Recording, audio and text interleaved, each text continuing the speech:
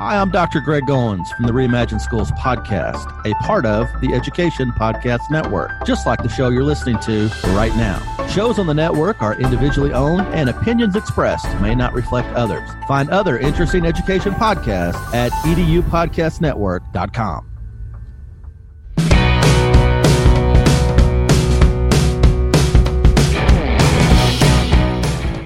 Welcome to episode 101 of the Google Teacher Tribe podcast, your source for the latest Google for Education news, tips, tricks, and ideas you can use in class tomorrow.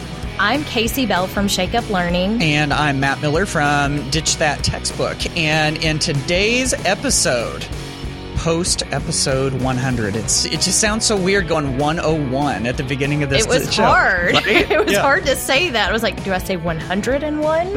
101? Wow, we're in the three digits now. That's right. We're going to have to see what sticks. So in today's episode, we'll be getting back to our normal schedule of things in the episode. And today we're going to be talking about Google Earth, because Google Earth just got this really cool feature update. Now you're able to create within Google Earth instead of just consume. So we're going to look into the new creation tools and what you and your students might be able to create together. Of course, we've got Google News and Updates. We've got some really good stuff from our listeners. And of course, we've got some blogs to share with you. So Casey, you ready to get episode 101 going? Let's do it.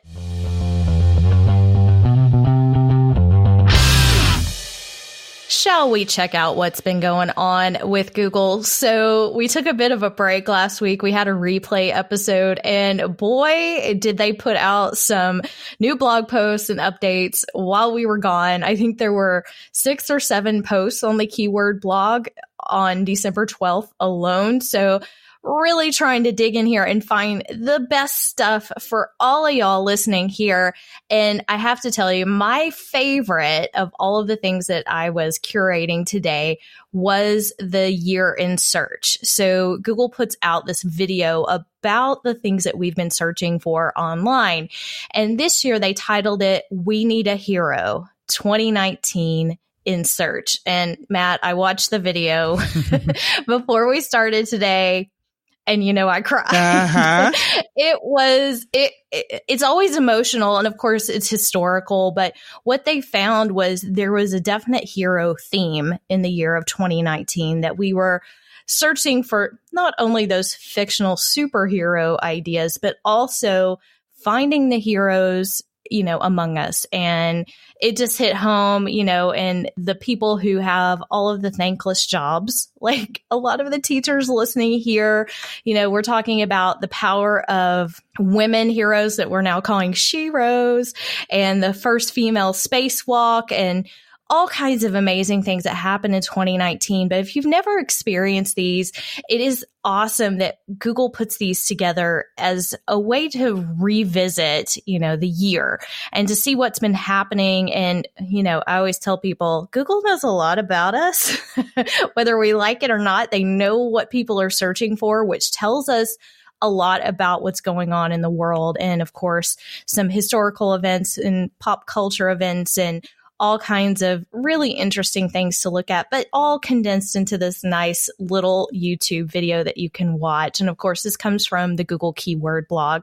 It's pretty cool. It even talks about Avengers Endgame, which makes me very excited. So I think we've probably seen that movie at least half a dozen times since it came out. So I know. And I'm owning it. So, all right. So that one was good. We've got something else for you that's good too.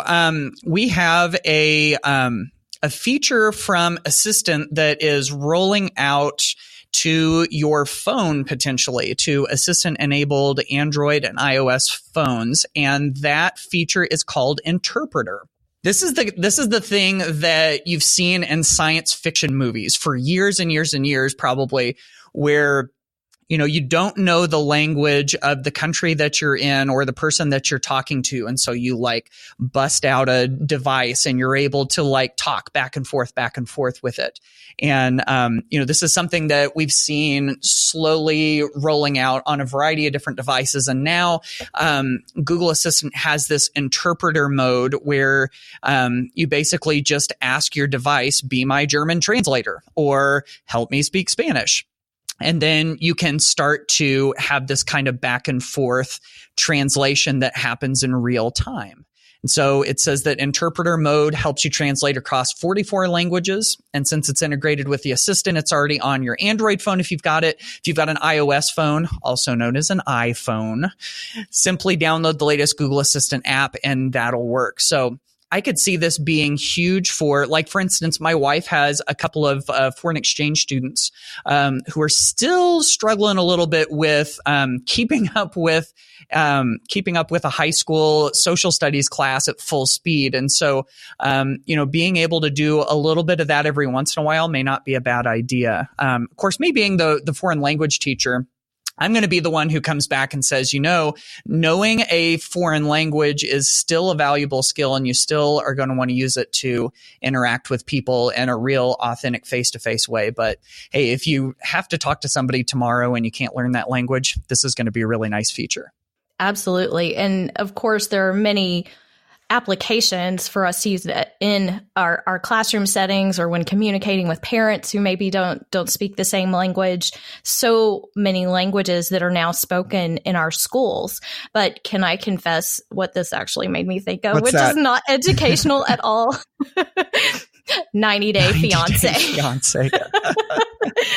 You probably don't even know what I'm talking about, Matt. This is a guilty pleasure. It is a reality show about it's based on this visa that people get when they come to the U.S. It's a fiance visa, but you only have 90 days once they come over to actually get married, or that person has to go back. But a lot of these people don't speak the same language. They meet online and they just use translator apps. And anyway, wow. It's really astounding what people do. And I can't believe that I am admitting on air that I watch this show, but it's kind of addictive. So I'm sure somebody out there knows what I'm talking about, but they're always using these translate apps to understand each other. So now Google's got the official interpreter to help out for any fiance communications that you may need. Okay, let's get back on topic here. I have an update on Google Sites, which I'm pretty excited about. I think this will be handy. And it allows us to review the latest changes to a Google site before publishing. And you can actually see a side-by-side of the current published site and then what you plan to click publish on. So when you're making those updates, just to let you see it kind of side by side, how it's going to affect that visual.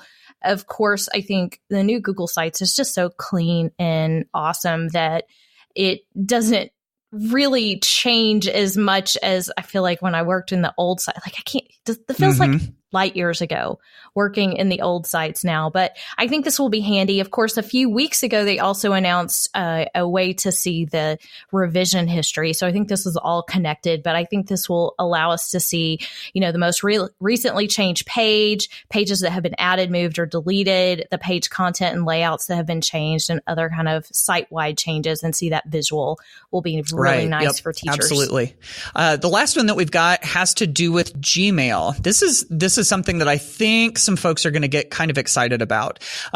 So when this rolls out, which should be rolling out fairly soon for rapid release domains, everybody else, it's going to be closer to the middle or late January. But what we've got is the ability to attach emails to other emails in Gmail without downloading them first. So imagine this.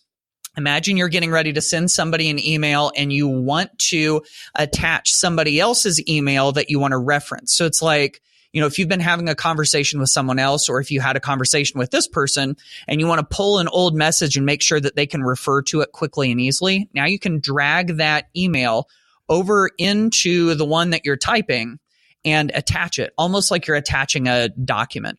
So talk about being able to kind of clean up the the emailing process and make it easier to see multiple messages all at once. So I can see this kind of streamlining the communication that folks are doing. So if you've got rapid release, you may have it just as soon as you hear this episode, but scheduled release domains, you're probably looking at January before you start to see this feature. So of course, with this one and with any of the other Google News and updates, you can find those at our show notes at googleteachertribe.com/101.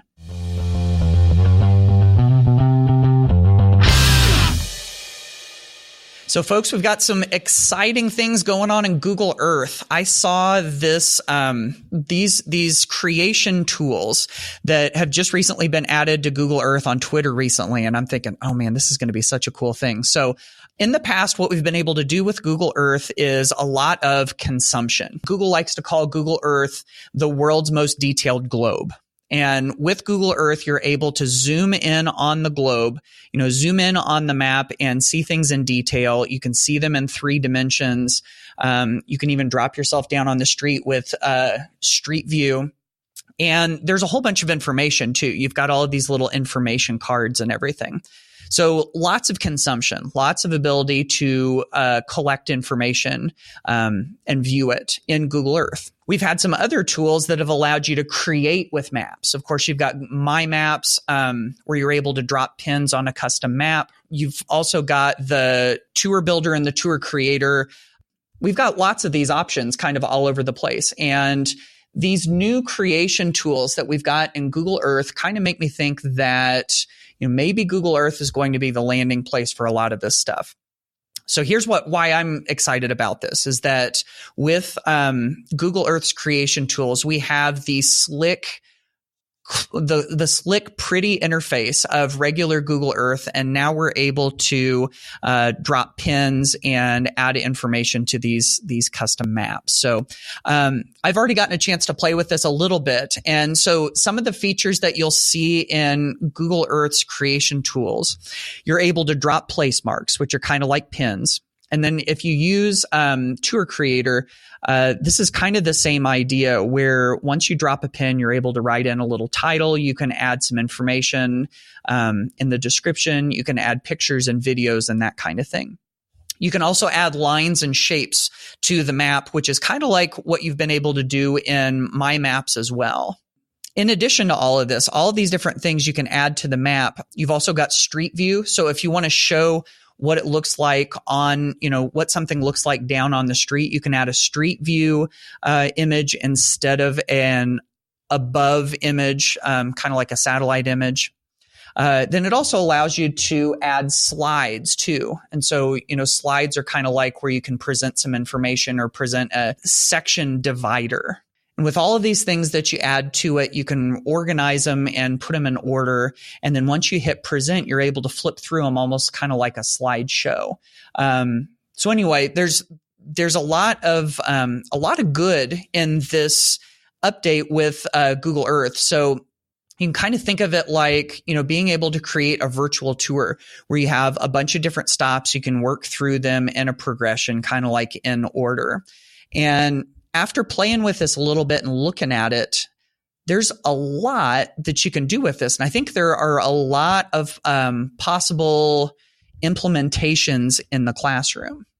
I feel like Google Earth is this storytelling tool that any way that we want to tell stories, and in every classroom, we have stories to tell, that we can use this tool to support that, whether we're creating new fictional stories, we're retelling historical adventures, we're, going through some sort of timeline. There's so many ways that we can jump into these creation tools in Google Earth, and it's become so powerful. It's going back and looking at the last time we talked about Google Earth, and that was back in episode 16. Of course, we have updates and other things where we have talked about that pretty much nonstop since episode 1, but the new Google Earth really just kind of blew my mind again, right? The original Google Earth was so powerful, but now we have it in HD. We don't have to download all this extra stuff, but we have the ability to create these maps and these stories. And I started doing some digging into the resources that were available through Google Earth Education, which is a great resource page if you have never explored that. And they actually have a free cheat sheet. It's called 5 Tips to Start Creating with Google Earth. So if this is all foreign to you, it's pretty handy. It will walk you through step by step on what this looks like, where to click, what all the little icons mean to help you figure out how to create it and to share it. And what I love is when you play, I like the word play, when you present these stories, I mean, it's just a matter of clicking through and the animation and everything comes to life. And so one of the things that you can see in Google Earth Education is there's a whole section called Creating Stories About the World. And so they have some examples in there from all types of organizations and educators that you can see. Some of these I know we mentioned when this first arrived, like when we were talking about being able to read the ABCs from space, but there are new ones in here. And I was exploring some of these earlier and found one called The Diary of a Young Girl, which is an Anne Frank LitTrip. So LitTrips bring another layer to the mix. And of course, we're exploring the places where your novel happens. So you're seeing the setting come to life. And so before we got started today, I was actually clicking through this one on Anne Frank, and pretty much it's ready to go. So whether you want to create your own for your own content, you want students creating, or there's also these that are out there available that may align with what you're learning. So I can just click on that present button and it will walk me through each step, and I'll see information, I'll see images, I will travel the globe and go to all of those very important places from the novel, from the Holocaust, all of the concentration camps. You can see these all on the map and bringing this to life. And this, for me, of course, y'all know, I taught language arts. Literature is right up my alley. But to think back to teaching this novel and the Holocaust unit and how difficult it is to really put these things in perspective, I love that we have this at our fingertips. You know, literature was one of the first things I thought of when I started to see this. So I thought that was a perfect connection there. The fact that we can see a lot of these locations from up above with the satellite view, but also from on the ground with street view, and then to be able to show them in kind of in order, like you're telling a story. But of course, literature is only one place that you can go. There's lots of other ways that we could potentially use this. In fact, Google put out a video introducing creation tools in Google Earth. This video that they put out has a variety of different ways that it's been used. And one of them actually came right out of a classroom. In fact, came from a class in New York from educator Micah Shippey, who I know is a friend of the Google Teacher Tribe podcast. I know Casey and I have talked about some of the things that he's done, and he had a class of students study how a local lake had been abused. And so they started gathering information and putting it on the map and showing some details of what they had found. So, that's a way where you can take what you've learned and take the information that you've gathered and actually push for change in your community, which is super cool. But of course, you can branch beyond, the humanities, so to speak, your social studies and your literature. It would be definitely within the realm of possibilities to do some place-based math problems. There's geometry, distance, rate, and time. You've got ratios and proportions and any of that stuff. I'm the foreign language teacher. Casey's the English teacher. So I don't think I'm too far out of place here by saying that, this stuff can definitely be applied. And then the other neat thing that you can do with the Google Earth creation tools is that you've kind of got a couple ways to use it. One is you can have one person create a map and create the story and all of the place marks on the map. Or you can do it collaboratively as well. So if you can imagine an entire group of kids jumping into a shared class map and everybody drops an individual pin. So imagine you're going to do one of those, place-based math problems, and each student has one.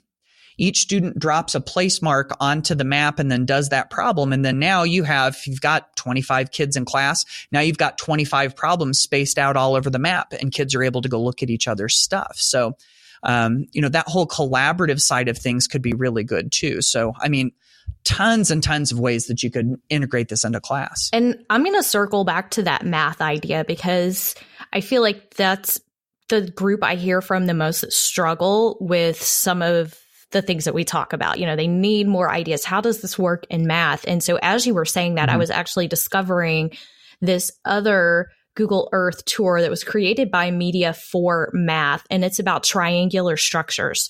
So you can learn about the architectural use of triangles, and geometrically, they're one of the most important shapes an architect can use. And it will walk you through. It starts at the Eiffel Tower with a very unique view looking straight up at the Eiffel Tower, and it goes to the Bank of China, the Luxor, the Louvre, and the Salvador Dali Museum. So you can explore these other things, and you can talk about things like geometry and all of these other types of relationships that we have, because everything we talk about is on this earth, right? So we can find these connections. But I loved that this one was ready to go, whether this is what you're teaching or not. Hopefully it might inspire you to take a deeper dive into how this could be used in your math classroom. And, I could even see some uses of this on a bigger scale. There's the potential of creating a supplement to your school newspaper. If you wanted to add, where people are, maybe where graduates are working or where people have taken vacations or whatever, having that and then linking to it could work. And then I could even see schools and school districts creating a resource, to give parents and people in the community regarding other schools that they might go visit. For instance, a basketball team or a football team or a lacrosse team has to go to these different schools for competitions. Let's drop some pins on the map of where those are and make that a resource that, parents and community members could use. So I think the potential for this really is kind of all over the board. But anyway, I think the further we go, the deeper we go, and the more we have in Earth, right? It's not just land masses. It's water, it's underwater, it's desert, it's everywhere that we can bring these things into our classroom. And you think that just a few years ago, it was pretty difficult to get students to imagine the real life. We're staring at pictures and textbooks. That's what you and I did.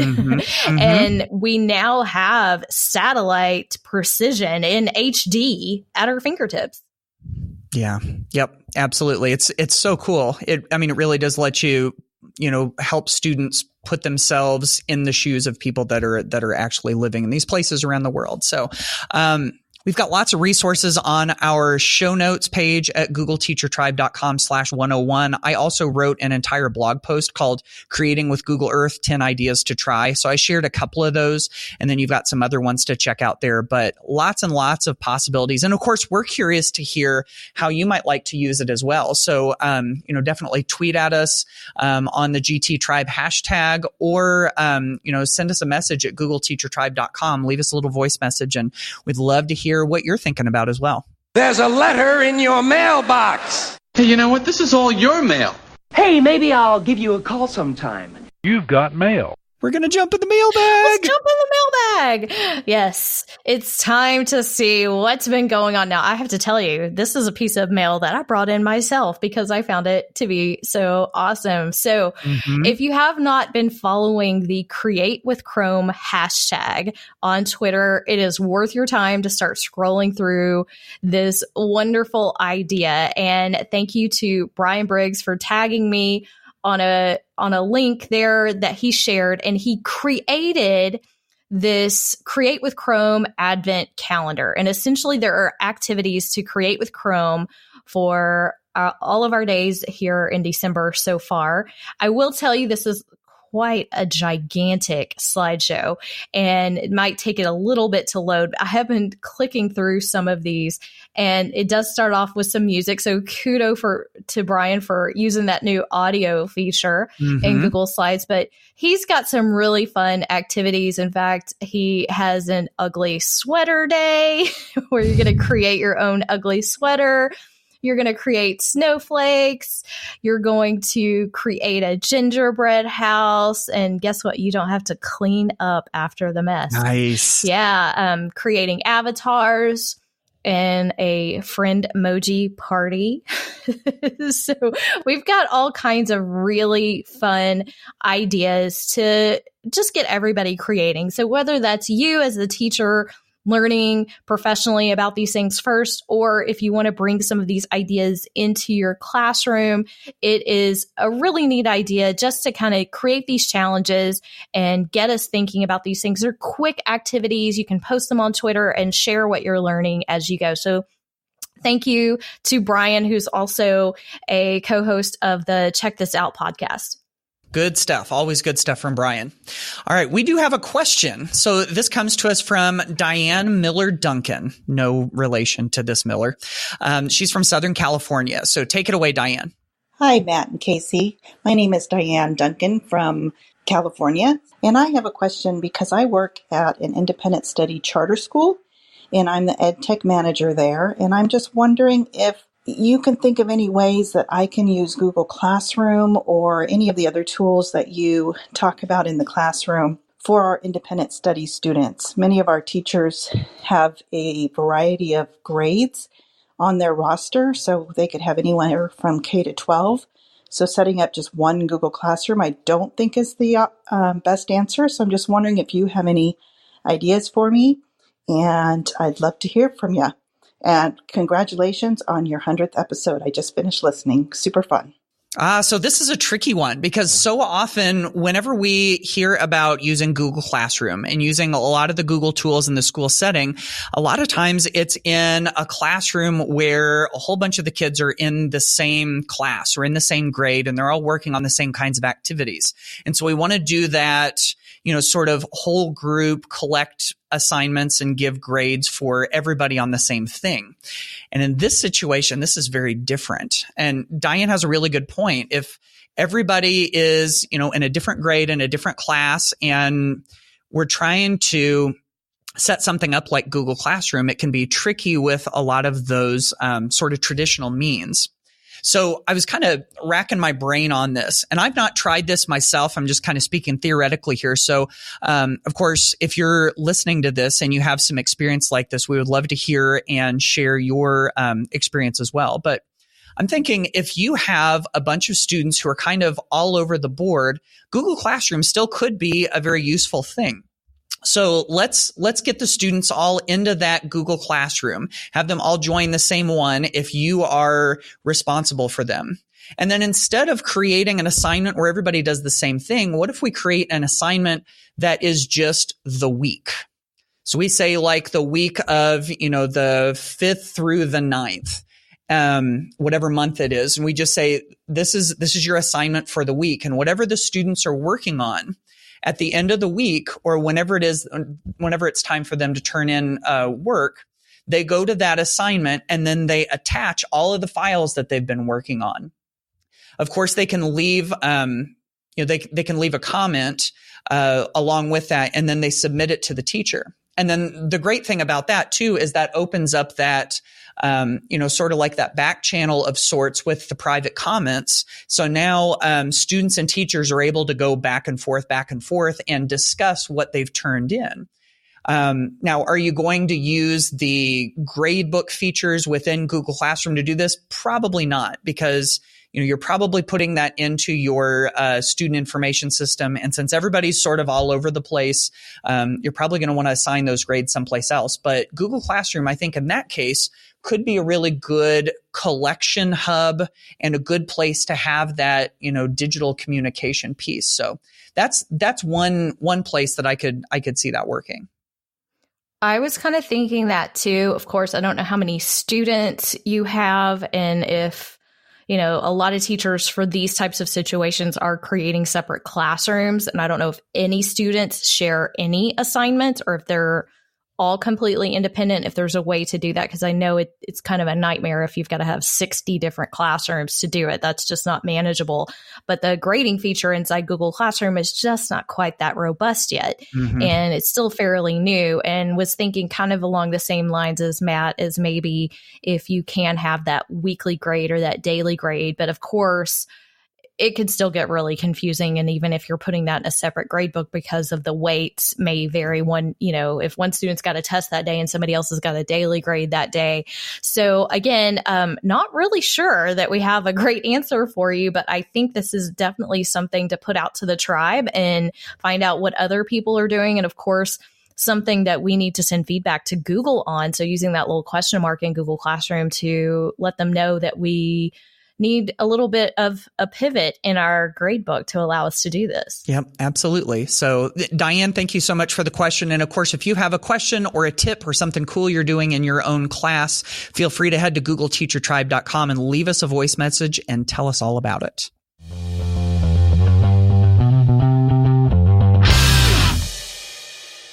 All right, Tribe, we've got a couple of quick blog posts to share with you as we wrap up some stuff that you might find useful. For me, this is a post that I wrote a couple of years back and have kind of like continuously updated it. And this is a list of sites that you can send students to when they have free time on their hands. And I thought this was the perfect time to share that. Getting close to the end of a semester, a lot of times we have semester projects, final exams, and it's kind of a time of year when students are at different points and they may have a little bit of that extra time. So if a student comes up to you and says, I'm done, what should I do now? I know for me, it's always been useful to have a handful of, websites in my back pocket where I can say, hey, why don't you go do this with your extra time? And it's stuff that's kind of fun for them, but is also very academic in nature. So they're still learning something. So I've got a list of 20 sites for students with free time on their hands. That's in that blog post. And then I did also want to mention that we are coming right up on the Ditch That Textbook Digital Summit. This is my free online conference for teachers that I do every year. We're going to have more than 50 video presentations. We've got a handful of new ones that are really, really cool. You can head over to ditchsummit.com to sign up for that. You can watch the videos for free and also generate certificates of completion for professional development credit. So ditchsummit.com if you want to check that out. Awesome. And, I always suffered with that problem with what do these kids do who finish early? So I love that you've put that together to give students some meaning to their free time. So I have a couple of posts to share with you. One is something that is a guest post from Tech Chef for You, Miss Lisa Johnson, and it is 6 free Google templates for creative productivity. So Lisa is the productivity queen, and she creates some amazing things, usually for Apple products, but I had her on my podcast and then asked her to write a guest post, and she created Google versions of all of her templates. And yeah, you love it when you ask somebody to write a guest post and it's like, I'm not just going to write it. I'm going to give you all this other stuff too. So she's awesome. These are really great templates that you can use to do a lot of different things. There's a value sort. There's a level up student reflection. There's a habit tracker, a reading tracker, a gratitude tracker, and a mood tracker. So we're also getting in some health and wellness as well and helping students think about these different things in the classroom. So really handy. And the other thing I wanted to mention, just because we are hitting that holiday break time, is I put together a list of some of my favorite books, and they are 6 books that will transform your classroom. So if you're looking for some professional reading over the break, I've got you covered. So there are definitely some great reads in there, including Lisa's book that I mentioned earlier, Creatively Productive, and some other amazing authors you may want to check out. But these are the books that I find practical yet innovative, and you're going to take away some great things from these. Yeah, I checked out this list the other day, and there's some really good stuff on there. So definitely check that out. And of course, you can get links to everything we just talked about at googleteachertribe.com/101. Merry Christmas. Well, that wraps up episode 101 of the Google Teacher Tribe podcast. I think I just like saying that now. Yep. Matt. 101. Yeah, it feels good. So we hope you have found some great takeaways in today's episode. Google Earth offers us so many ways to create across subject areas, across grade levels, and we hope you're taking away some tidbits there that you can use in your classroom. Absolutely. Of course, we do love to interact with you, so please do continue to share great stuff on the GT Tribe hashtag. Leave us voice messages. Of course, if you aren't subscribing to the podcast, we would love to have you as a subscriber.